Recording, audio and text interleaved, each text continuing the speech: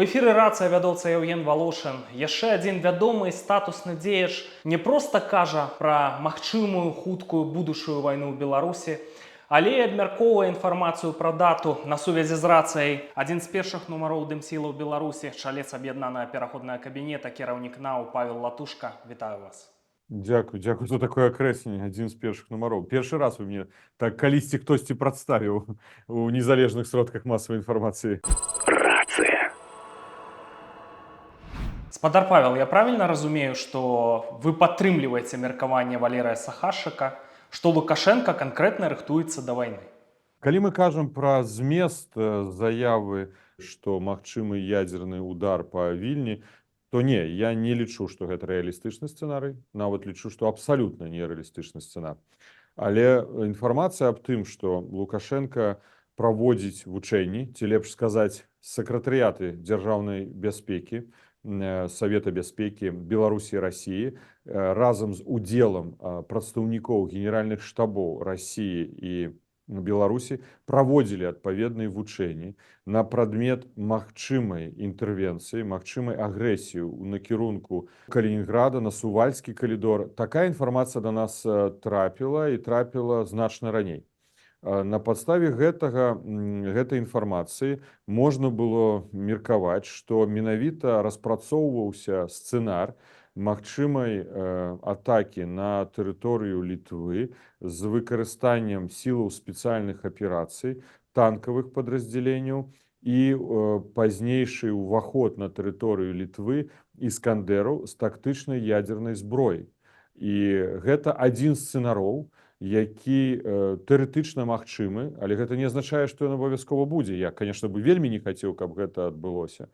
Калі ўваходзіць адпаведныя вайсковыя падраздзяленні і пад прыкрыццём ядзернай зброі знаходзіцца на тэрыторыі Літвы. І тут узнікае праблема для НАТО, якім чынам адказаць на гэтую пагрозу. Нанесці удар па тэрыторыі Літвы, ці, напрыклад, Латвіі, не будзем ужо казаць пра канкрэтную краіну, і нанесці удар па тэрыторыі, дзе знаходзяцца грамадзяне Еўрапейскага Саюза, краіны, якая належыць да НАТО.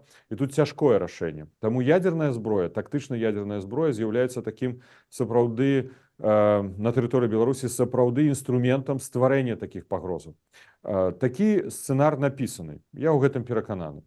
Ці магчымы ён сёння? Не, ён немагчымы сёння. Ці магчымы заўтра? Так, магчымы. Заўтра умоўна, я кажу. Это ж не значыцца, што заўтра раніцай мы прачнемся і гэта пабачым. Ён магчымы, але дзеля гэтага патрэбны адпаведныя умовы. На мой погляд, такімі умовамі могуць быць патрэба Расіі паказаць, што яна вядзе вайну не толькі з Украінай, а вядзе вайну з НАТО, калі яна будзе праігрываць гэтую вайну. Бо праіграць Украіне для Расіі, для кіраўніцтва палітычнага Расіі гэта вялікая параза. Таму ім трэба сказаць, мы ваявалі, але тут цэлае НАТО, у выніку мы і панеслі паразу. І тут увлічэнне ў гэтым кантэксце адной з краін НАТО было бы для іх важным. Таксама сам факт знаходжання расійскіх войскаў на тэрыторыі Беларусі павінен быць перадумовай падобнай аперацыі, бо я не веру ў тое, што Лукашенко сам адважыцца зрабіць гэта. Гэта не рэалістычны сцэнар, але толькі пры саўдзеле расійскіх войскаў. Так што, яшчэ раз кажу, тэарэтычна такі сцэнар ёсць. Я перакананы, што такі план апісаны, ідзе падрыхтоўка, бо мы бачым з вамі і вучэнні на палігонах. Дарэчы, тое, што эта інфармацыя мае падставы існаваць, не толькі крыніцы нашы кажуць унутры Беларусі, не толькі тое, што напісала беларуская выведка, але таксама і адна заходняя крыніца ў кантактах са мной мне пра гэта казала. Я не буду казаць, зразумела, якая это краіна і што это за крыніца. Але давайте паглядзім, што на гэтым тыдні было аб'яўлена, што ў маі менавіта у кірунку так званага Сувальскага калідору адбудуцца вучэнні з удзелам узброеных сілаў Літвы, Польшчы і Германіі. Значыцца, прабачце, не на падставе жа заявы Латушкі ці там Сахашчыка праводзіць вучэнні НАТО менавіта ў гэтым рэгіёне. Значыць, яны маюць таксама інфармацыю і нейкія засцярогі маюць. І ў вялікім гэтым апрацоўваюць таксама такі сцэнар. Вам не падаецца, што Лукашенко гэтую падрыхтоўку выстаўляе на паказ не проста так, а яму і хочацца, каб гэтыя вучэнні праводзіліся там у межах сувалкаўскай прасторы, як літоўцы просяць сказаць. Ну, для таго, каб Пуцін адмовіўся ад гэтых планаў вайсковага нападу і Лукашенко застанецца у зоне бяспекі, таму што это ж аўтаматычна вайна на тэрыторыі Беларусі можа быць. Давайте абмяркуем магчымую матывацыю Лукашэнкі, чаму яму гэта патрэбна. З аднаго боку, яму патрэбна выконваць тую ролю, якая яму сёння прапісана Крамлём. Гэта стварэнне пагрозаў для суседзяў, членаў НАТО, членаў Еўрапейскага Саюза, дзеля таго, каб дэстабілізаваць сітуацыю на межах. Гэта адпавядае інтарэсам Крамля, і гэту ролю стратэгічна ў вайне, у кантэксце вайны, якую вядзе Расія пры падтрымцы рэжыму Лукашэнкі, ён рэалізуе.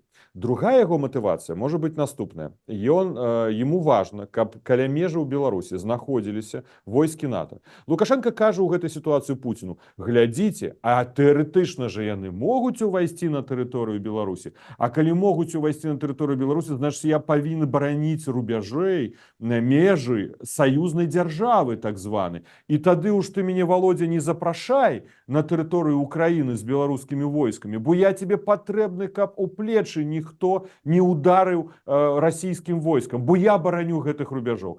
Трэці аргумент, які матывуе Лукашэнку, гэта тая прапаганда, якую ён праводзіць. Яму же трэба ствараць імідж унутры Беларусі, інфармацыйную глебу, што ўсюды ворагі. Усюды Польша хоча акупаваць заходнюю Беларусь, а ён калісьці казаў, што нават усю тэрыторыю Беларусі. Былі ж такія выказаны. Літва, там самалёты F-16 стартуюць, яшчэ ў 2020 годзе пра гэта казаў. Яму трэба паказваць, што ўсюды ворагі, а я бараню тут незалежнасць Беларусі, і толькі я магу яе абараніць. І таму я буду заціскаць сітуацыю ўнутры краіны, бо мы ж рыхтуемся да вайны, як ён сказаў 3 дні таму назад. Таму трэба што? Заціскаць усё ў краіне, дысцыпліну павялічваць, рэпрэсаваць людзей, ставіць іх у пастойку смірна, раўняясь і вось такім чынам кіраваць дзяржавай. Так што ў яго матывацыі навідавоку. Рацыя. Але відавочна, што гэтая вайсковая рыторыка можа абярнуцца чымсьці для Беларусі страшным. І ў сваім нядаўнім роліку на вашым канале вы абмяркоўвалі, што вось Лукашенко ведае дату, калі ўсё можа пачацца. Ну, ці якая там была фармулёўка, што ведае дату, калі пачнецца вайна. Да, вы правильно сказали. А вы задумваліся, што гэта ўвогуле можа быць за дата, калі пачнецца? Вот Сахашчык лічыць, што прамежак з сярэдзіны лета да канца лета, ну што это ўжо такая можа быць поўнамаштабная вайна у Беларусі. А як вы лічыце, калі можа разгарэцца такая сур'ёзная гісторыя? Аналітыкі Народнага антыкрызіснага ўпраўлення паспрабавалі прааналізаваць яшчэ раз сітуацыю, якая складвалася перад пачаткам другой фазы вайны напярэдадні лютага 2022 года, калі Лукашенко прадставіў тэрыторыю Беларусі для агрэсіі Расійскай Федэрацыі ў бок Кіева в Украіну. І аналізуючы гэту інфармацыю, мы бачым, што і раней Лукашенко менавіта ў 2021 годзе карыстаўся менавіта такой славеснай рыторыкай. Ён таксама казаў пра пагрозу вайны, пра неабходнасць бараніць нашу незалежнасць, змагацца і гэтак далей. Пазней мы ведаем з вами, што ён падпісаў ваенную дактрыну з Расійскай Федэрацыі, абноўленую ваенную дактрыну, фактычна за месяц да ўвядзення вялікай групоўкі расійскіх войскаў на тэрыторыю Беларусі. І тады, калі яны падпісывалі гэтую ваенную дактрыну, тады адбывалася гэта праз Zoom-канферэнцыю ці там праз канферэнцыю сувязь, не абавязкова праз Zoom, што яны карыстаюцца гэтымі тэхналогіямі. І Лукашенко, гледзячы на экран, спытаўся ў Пуціна: так я падпісываю? Пуцін моўчкі махнуў галавой. І Лукашенко на гэта адказаў: я падпісываю, але адказваць будзем разам.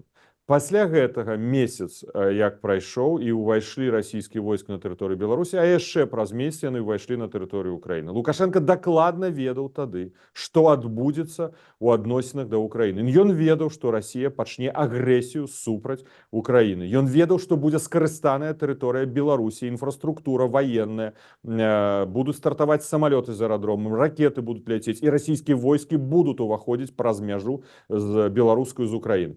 Таксама ён ведае і сёння. І што, на падставе чаго мы ведаем, робім гэтай высновы? Паглядзіце, што адбываецца за апошнія 2 гады і асабліва ў апошні час.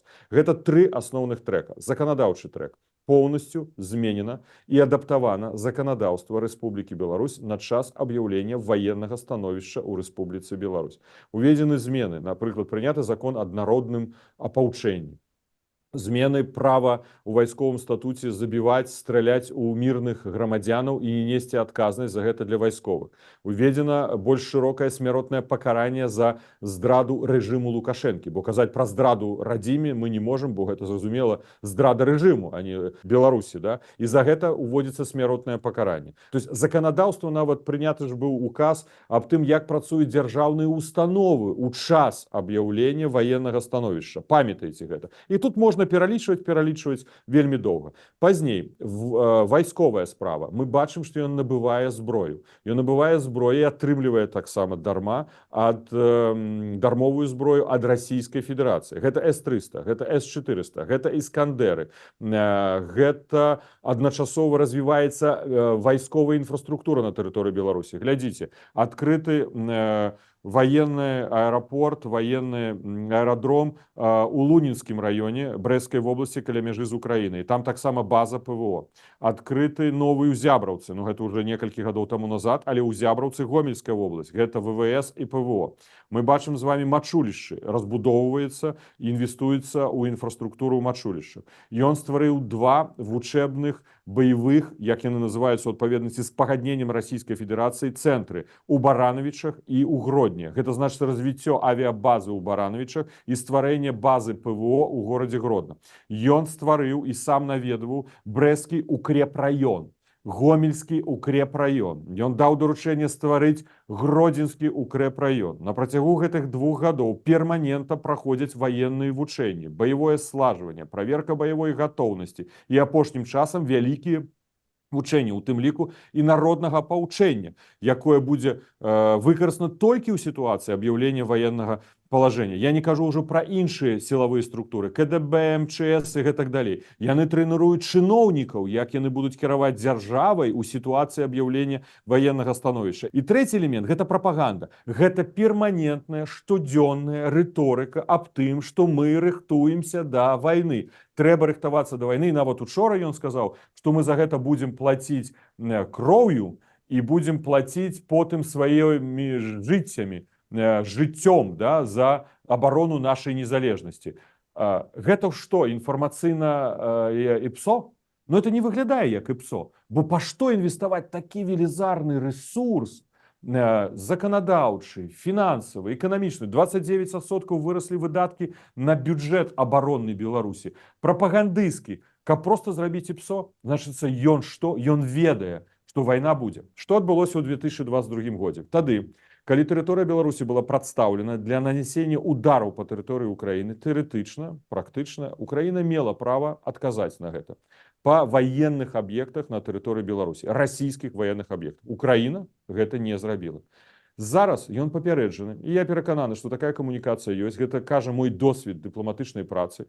Спецслужбы папярэдзілі, калі Лукашенко упісваецца чарговы раз у актыўныя дзеянні па падтрымцы расійскай агрэсіі, і тэрыторыя Беларусі зноў будзе скарыстаная для самалётаў, ці для абстрэлаў, ці ўваходжання войскаў, то Украіна будзе адказваць. І таму ён набыў столькі сістэмаў ПВО. Таму ён кажа, што мы павінны рыхтавацца да вайны. Таму ён кажа, што мы павінны будзем бараніць сваю незалежнасць. Ён жа не будзе казаць: прабачце, я падтрымаю Пуціна, і чарговы раз мы заатакуем Украіну, да? Альбо зробім дыверсію на мяжы з Польшай, ці з Літвой, ці з Латвіяй. Бо Літва, дарэчы, можа быць такі адвлікаючы манёвр. Гэта можа быць і Польша, і Латвія, да? Таму ён спецыяльна пра гэта перманентна і кажа, бо ён разумее, што гэта адбудзецца, і будзе адказ. Ці хоча ён гэтага? І тут мой адказ: не, ён гэтага не хоча. Але ён разумее, што калі будзе такое рашэнне ў Крэмлі, яму ўжо выкруціцца будзе практычна немагчыма. Таму ён да гэтага рыхтуецца. Таму, умоўна кажучы, ён ведае дату вайны. Ён ведае, што гэта адбудзецца. Рацыя. Ну, Беларусь, яна пакуль што застаецца такой выспай стабільнасці, ракеты ў Беларусь не ляцяць, выбухаў няма, і, напэўна, нашыя людзі ўнутры краіны не зведалі, што такое вайна, і абсалютна рызыкі, якія будуць, не разумеюць. От вы маглі б, як службовая асоба, выказацца, што чакае нашых людзей, калі ўсё пачнецца? Дай Божа, што ніколі не зведаюць. вельмі бы не хацелася гэтага, і наша інтэнцыя з'яўляецца, калі мы кажам з вами пра гэта, казаць, каб чуў таксама і Лукашенко і яго памагаты, што мы ведаем, што адказнасць будзе несці менавіта Лукашенко і яго рэжым, і яго вайсковыя начальнікі за тое, калі гэта адбудуцца. Яны павінны разумець, праблема стратэгічная з захаду заключаецца ў тым, што за тую вайну, першую, другую фазу, як лічым у кантэксце агульным вайны супраць Украіны, Расіі, за люты, за наступныя месяцы яны не несуць адказнасці. І ў гэтым з'яўляецца стратэгічна, у тым ліку, памылка захада. Фактычна адкрываецца магчымасць яшчэ раз ім паспрабаваць. Так вось, я думаю, што наша з вами супольная задача, і дзякую вам таксама за гэта, я гляжу за вашымі эфірамі, казаць, што мы ведаем, хто нясе за гэтую адказнасць. І самы вялікі хлус у Беларусі гэта вусаты чалавек па прозвішчы Лукашенко, бо ён хлусіць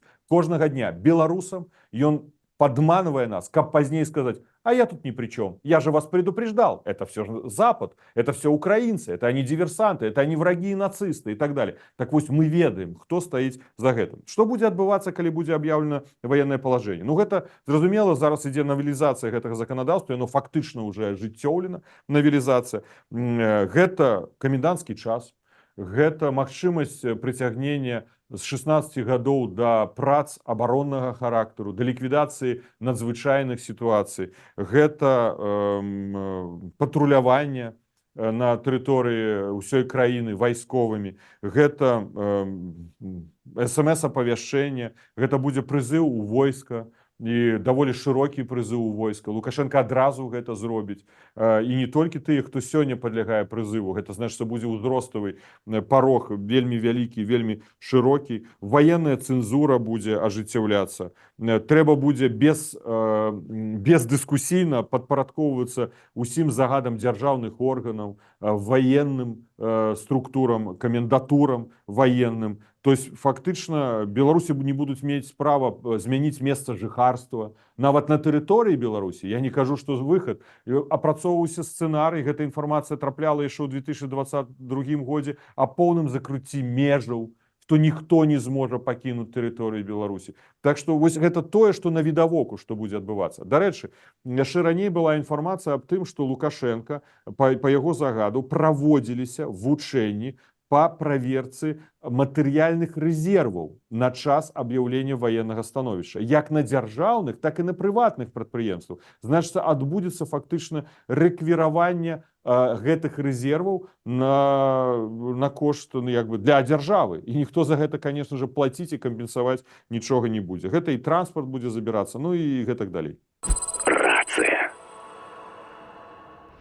Пытанне ад гледачоў, у нас пад відэа бывае шмат каментароў, і там ужо ўсім на арэхі просто дастаецца, і вам, усяму атачэнню Ціхановскай па поўнай праграме абмяркоўваюць санкцыі, што это за санкцыі такія ўведзеныя, так? А это ж быў, скажем так, асноўны трэк, вось адзін з асноўных трэкаў атачэння Ціхановскай, што зараз расійскае зерне вязуць на захад праз Беларусь, што ў Беларусь паступаюць там тавары двайнога прызначэння, а потым у Расію ідуць, што это як бы неэфектыўна, нічога добрага.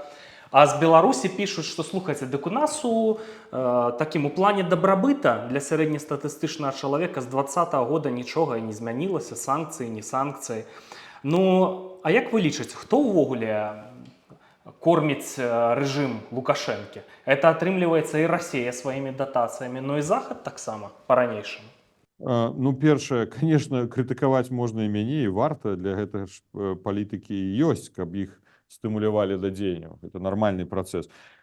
Конечно, что мне на гэта сказаць? Калі б у меня быў інструмент прымянення санкцый, я мог прымаць рашэнні на ўзроўні Еўрапейскага Саюза і Злучаных Штатаў Амерыкі, то я зусім бы па-іншаму прымяняў бы гэтыя санкцыі. Я памятаю гэту размову яшчэ ў верасні, нават у жніўні.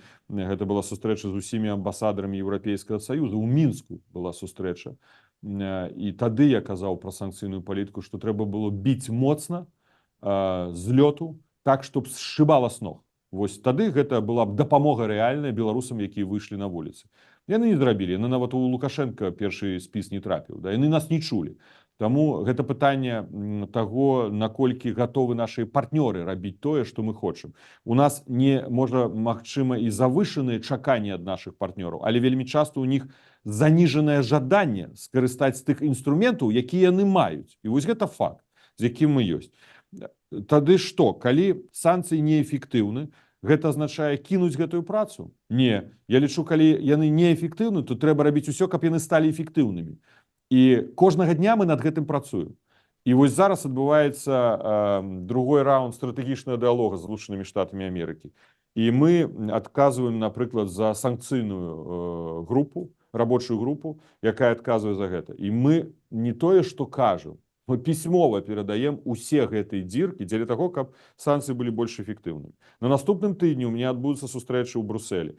Я буду сустракацца менавіта на тым узроўні высокіх афіцыйных асобаў Еўрапейскага Саюза, якія выпрацоўваюць усе інструменты адказнасці, у тым ліку это будзе першы раз, калі мы будзем казаць пра адказнасць Лукашэнкі на шырокае кола, на ўсе 27 краін ЕС. Нам удалося нашай камандзе дабіцца гэтага. І будзем казаць пра санкцыі таксама. Што тычыцца санкцый?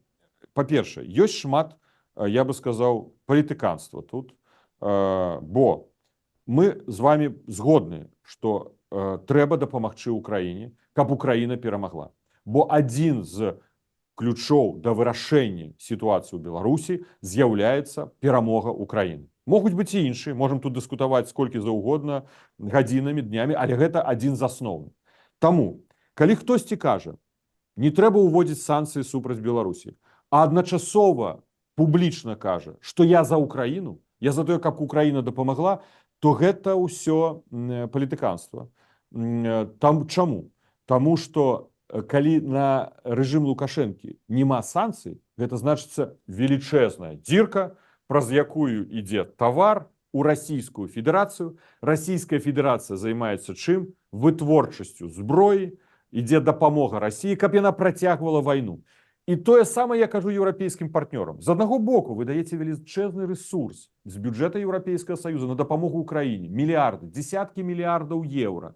Але з другого боку вы не гатовы прымяніць такія ж санкцыі, як у адносінах Расіі, у адносінах рэжыму Лукашэнка, застаўляючы гэтую дзірку. Значыць, вы адной рукой дапамагаеце Украіне, а другой рукой, конечно, не наўмысна, але ускосна дапамагаеце Расіі працягваць гэтую вайну. І вось сёння, калі розніца ў санкцыях у 12 раз, ну гэта не па аб'ёму, гэта па колькасці там інструментаў, па аб'ёму это інша, зразумела, што гэта навідавоку палітыка. У мяне сумленне чыстае, таму што ў сакавіку, у першыя дні вайны 2022 года я правёў 17 сустрэчаў з міністрамі, намеснікамі міністраў замежных спраў. І галоўнай мэтай было сустрэчы папярэдзіць іх, калі вы не пачнеце прымяняць санкцыі ў адносінах рэжыму Лукашэнкі, такія ж, як у адносінах Расіі, вы створыце дзіркі для абыхода санкцый. Я пачуў першы раз прызнанне ў тым, што гэта была памылка, у Парыжы у мінулым годзе, напрыканцы года. І я сказаў тады, гэта як горкі шакалад, бо з аднаго боку, як шакаладку з'есці, з аднаго боку мне салодка, што вы прызнаеце памылку, з другого боку мне горка, што так позна. І вось сёння ўзнікае пытанне. І я вам скажу шчыра, сёння ёсць некалькі краінаў у Еўрапейскім Саюзе, якія блакуюць увядзення такіх самых гарманізуючых санкцый у адносінах рэжыму Лукашэнка, як у Расіі. І я паеду у гэтай сталіцы, буду іх зноў пераконваць. Раблю я, не толькі я, робяць іншыя палітыкі. І гэта важна рабіць. Бо інакш, ну тады стратэгіі няма. Я не разумею стратэгію. Што трэба зрабіць? Першае, гэта гарманізаваць санкцыі. Другі крок, гэта ўвесці забарону транзіта ўсіх падсанкцыйных тавараў праз тэрыторыю Беларусі, бо яны ідуць на Казахстан, на Кыргызстан, растаможваюцца ў Беларусі і пазней трапляюць на расійскі рынок. Альбо ўвесці квоты, аб'ёмы тавараў, якія былі да вайны, бо зараз па некаторых пазіцыях сотні, тысячы разоў узросту. Вось гэта два першых рашэння. Другое рашэнне – гэта ўвесці фінансавыя санкцыі. Есть такая сістэма СПФС, гэта Цэнтральнага банку Расійскай Федэрацыі, якая дапамагае, нягледзячы на тое, што ёсць санкцыі на SWIFT, абыходзіць фінансавыя санкцыі. Трэба ўвесці. Амерыканцы павінны ўвесці ў гэтым кантэксце фінансавых санкцый на долар, бо усе рахункі беларускіх банкаў корэспандэнцкія знаходзяцца ў амерыканскіх банках. І вы думаеце, я не аднойчы гэта казаў? І тое, што казаў, пісалі. Нават калі быў візіт Байдена ў Варшаву, як прасіў прэм'ер-міністра Польшы перадаць прэзідэнту Байдену гэтую прапанову. альбо дзяржсакратару Блінкіну. Пачулі нас? Не пачулі. Санкцыі да гэтай пары не ўведзены на долар ЗША.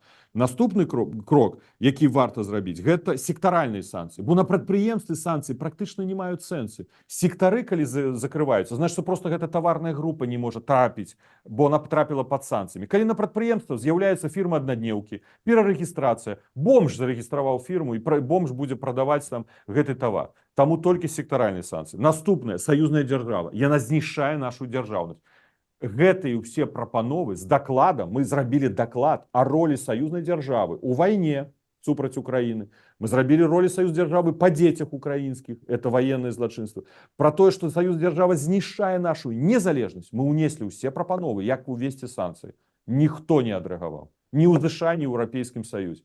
Наступнае, што важна зрабіць, гэта крымінальная адказнасць. Ну гэта нарэшце ўжо штосьці там адбываецца.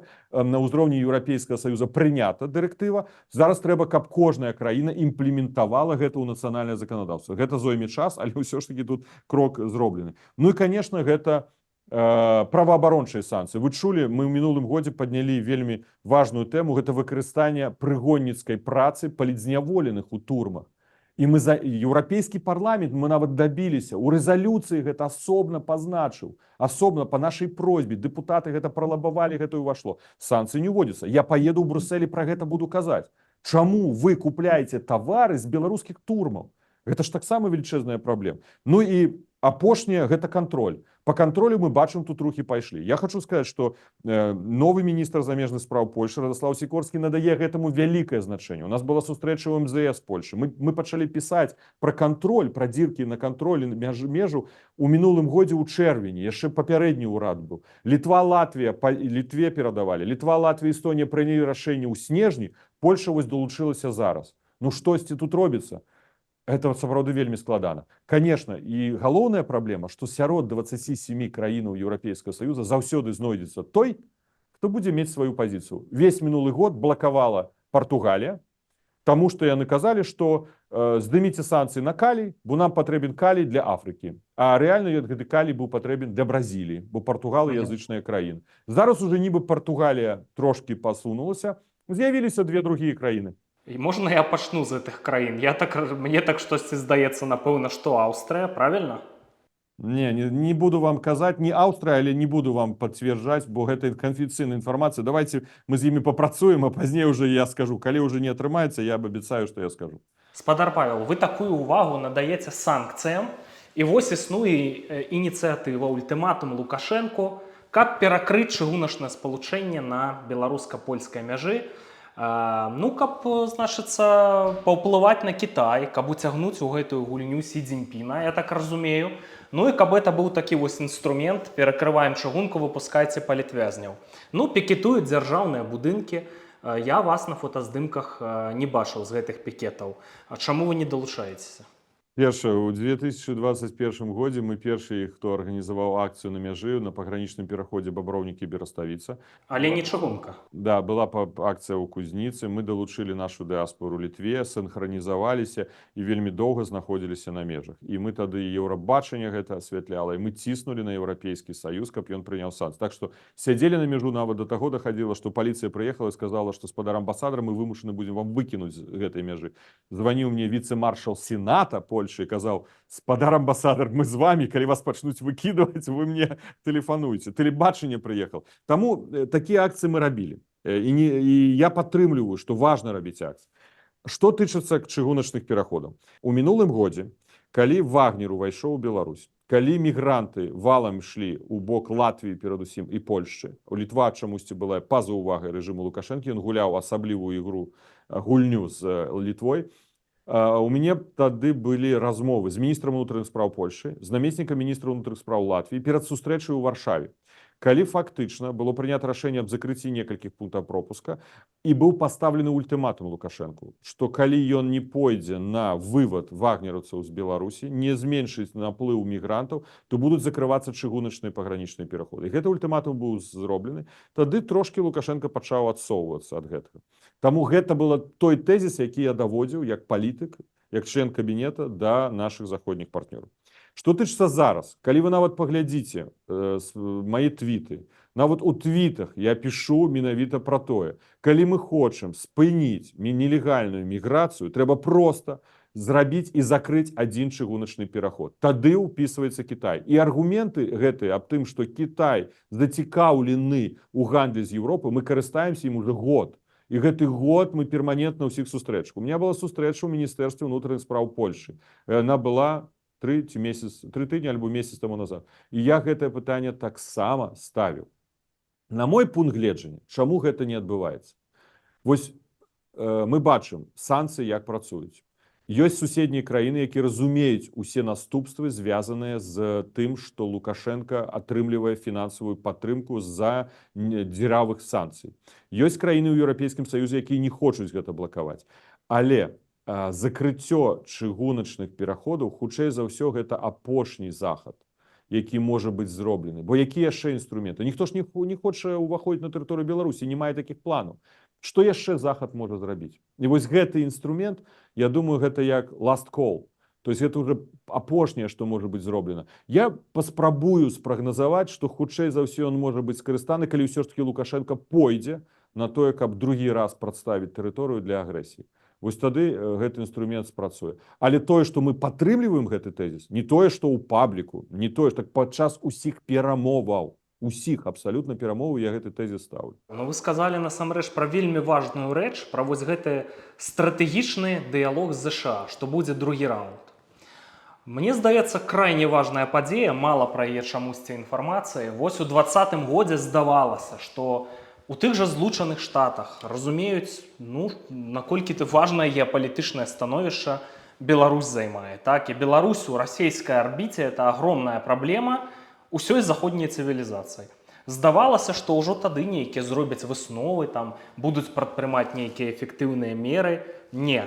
22 год напад на Украіну, таксама меры нейкія вычарпальныя не прадпрымаліся. Як вы лічыце, вот сёння, калі могуць з Беларусі напасці на Балтыю, на Польшу пайсці, паўторны напад на Украіну, калі ўжо ядравая зброя знаходзіцца на тэрыторыі Беларусі, амерыканцы разумеюць, што это ў прынцыпе пагроза ўсёй заходняй Еўропе, яны збіраюцца все-таки нейкія меры прадпрымаць датычна таго, каб выдраць Беларусь з расійскай арбіты. Як вы лічыце? Першае, што тычыцца стратэгічнага дыялогу, гэта беспрэцэдэнтнае рашэнне з боку Злучаных Штатаў Амерыкі, бо яны развіваюць стратэгічны дыялог менавіта і перадусім з дзяржавамі.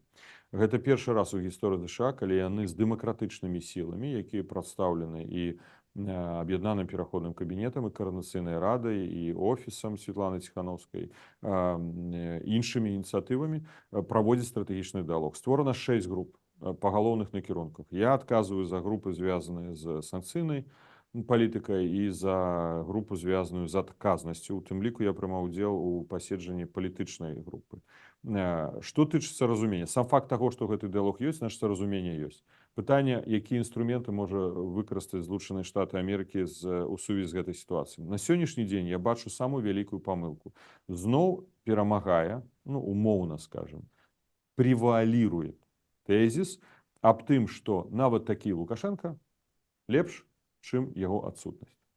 І гэта вельмі дрэнная гісторыя, бо гэта удалося скарыстаць Лукашенку ў 2015-16 годах, прадаць гэты тэзіс. Мой пункт гледжання і тое, што я кажу заходнім партнёрам падчас і асабістых сустрэч, канфідэнцыйных, закрытых сустрэч, нават адкрытых дыскусій, што гэта ваша тактыка, якая прывядзе да стратэгічнай катастрофы. Па-першае, Лукашенко памрэ. Па-другое, Лукашенко можа быць да таго, як памрэ, скінуты Пуцінам. І што адбудзецца? Адбудзецца тое, што самае горшае можа адбыцца. Гэта ліквідацыя нашай дзяржаўнасці. Для нас важным з'яўляецца суб'ектнасць беларусаў.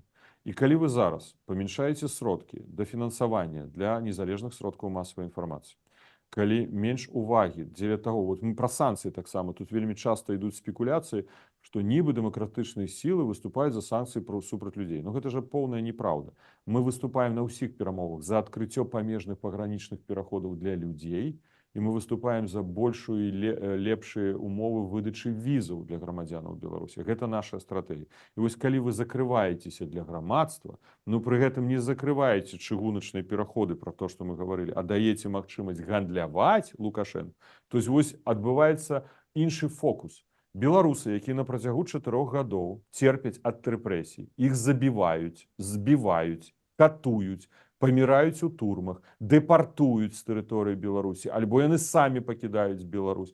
У выніку знаходзяцца пад адказнасцю, умоўнай адказнасцю, пад прэсінгам, да? А той, хто з'яўляецца злачынцам, той, хто здзяйсняе ўсё, ён усміхаецца, да? І вы нават з ім кандлюеце. І вось тут памылковасць гэтай стратэгіі. Вы не працуеце для грамадства. Гэта падрывае веру беларусаў, што дэмакратыя з'яўляецца эфектыўным інструментам. Бо калі ёсць злачынства, і ўсе бачаць, што ён злачынства, а чамусьці асоба, якая адказная, не прыцягваецца да адказнасці, ці гэта эфектыўна? Гэта значыць, не працуе, гэта неэфектыўна.